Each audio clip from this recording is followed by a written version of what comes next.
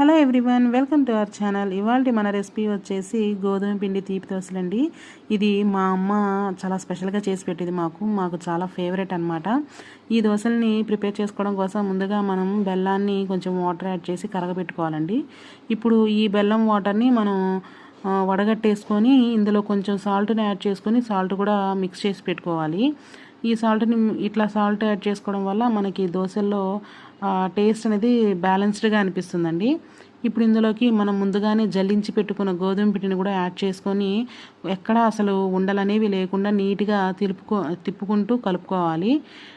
ఈ కన్సిస్టెన్సీ వచ్చేసి మనం దోశ బ్యాటర్ ఎలా అయితే ఉంటుందో ఆ కన్సిస్టెన్సీలోనే ఉంచుకోవాలి. ఒక 10 మినిట్స్ ఇట్లా కలుపుకున్న తర్వాత పక్కన పెట్టేసి దోశ అయితే వేసేసుకోవాలండి. దోశ వేసుకునేటప్పుడు స్టవ్ యొక్క ఫ్లేమ్ అనేది సిమ్లో పెట్టుకొని దోశ వేసుకోవాలి, లేకపోతే మన గరిటెకి అంటుకొని పైకి లేస్తుంది. అట్లా లేకుండా ఉండాలంటే చిన్నగా దోశ వేసుకొని రౌండ్గా తిప్పుకోవాలంటే స్లోగా తిప్పుకోవాలి, ఫాస్ట్గా కూడా తిప్పకూడదు. ఇప్పుడు దీని మీద కొంచెం అంత నెయ్యి యాడ్ చేసుకొని రెండో వైపు ఫ్లిప్ చేసుకొని కాల్చుకుంటే మన దోశ అయితే రెడీ అయిపోతుంది. ఈ దోశలు అయితే చాలా టేస్టీగా ఉంటాయండి. నార్మల్గా మనం 2 దోశలు తింటే ఈ దోశలు అయితే 4 తినేస్తాము. ఈ దోశలు మీరు ఎప్పుడైనా తిన్నారా? తింటే కామెంట్ చేయండి. ఒకవేళ తినకపోతే ట్రై చేసి నాకు ఎలా వచ్చిందో కామెంట్ చేయండి.